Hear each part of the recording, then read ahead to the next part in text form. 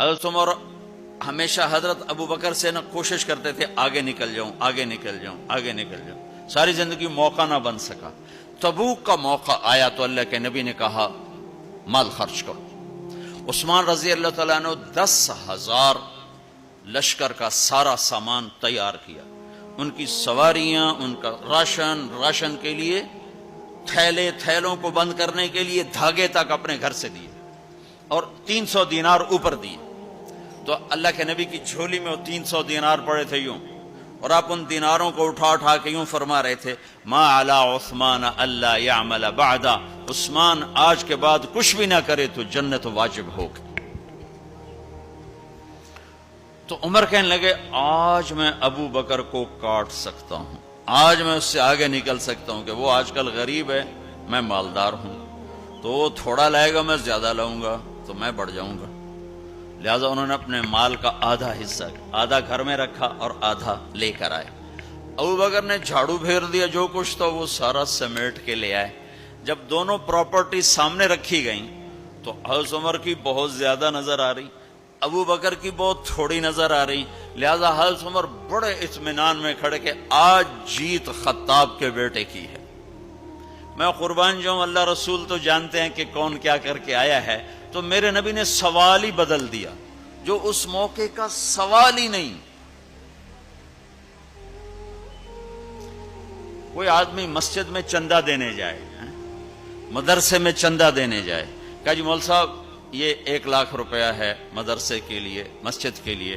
آگے مولوی صاحب کہیں پیچھے کتنے پڑے ہوئے ہیں، تو کہے گا اے بھی واپس کرو، میں تو تھوڑی نیت ہے جو کوئی چکر لگتا ہے۔ تو میرے نبی نے پوچھنا یہ تھا ابو بکر کتنا لائے ہو، عمر کتنا لائے ہو، اور یہی اس موقع کا سوال ہے۔ لیکن اللہ رسول جانتے ہیں کہ کس کے مال میں وزن زیادہ ہے، تو میرے نبی نے سوال بدل دیا، فرمایا عمر ما خلفت، واہ واہ عمر پیچھے کیا چھوڑ کے آئے ہو؟ تو حضرت عمر تو وہیں دھڑم ہو گیا کہ ابا میں گیا، سوال سے ہی وہ پتہ چل گیا بات میری کلی اڑ گئی وکٹ۔ عمر ما خلفت یا ما ترکت لأہلک، یہ دونوں الفاظ ہیں، پیچھے گھر والوں کے لیے کیا چھوڑا؟ تو پہلے حضرت عمر بڑے جوش میں کھڑے تھے، پھر ایک دم ڈھیلے ہو گئے، کہنے باجی آدھا چھوڑا ہے آدھا لایا۔ پھر آپ نے کہا ابا بکر ما خلفت یا ما ترکت لأہلک، ابو بکر تو پیچھے چھوڑ کے کیا آیا، بچوں کے لیے کیا چھوڑ کے آیا؟ تو انہوں نے کہا ترکت اللہ ورسول،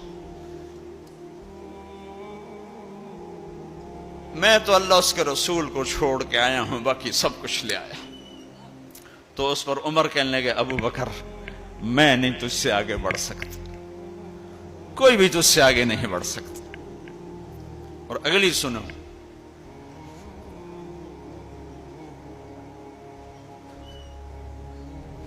اپنے کپڑے بھی دے دیے اور ایک ٹاٹ تھا وہ پہن کر اس کو کانٹوں سے سی لیا۔ تو جبریل آئے، کہنے لگے یا رسول اللہ، اللہ تعالیٰ پوچھ رہے ہیں کہ ابو بکر نے یہ ٹاٹ کیوں پہنا ہوا ہے؟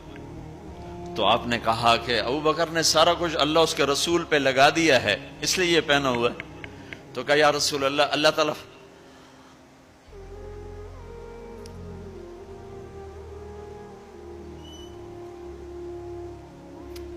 تعالیٰ فرما رہے ہیں ابو بکر سے پوچھو مجھ سے راضی تو ہے،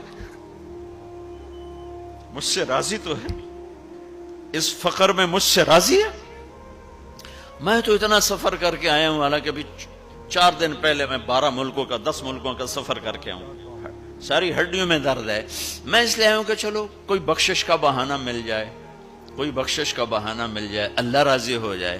آپ سارے اس لیے حج پہ جا رہے ہو کہ اللہ راضی ہو جائے۔ جو سارے جہان سے کہتا ہے مجھے راضی کر، وہ کہہ رہا ہے ابو بکر سے پوچھو مجھ سے راضی تو ہے۔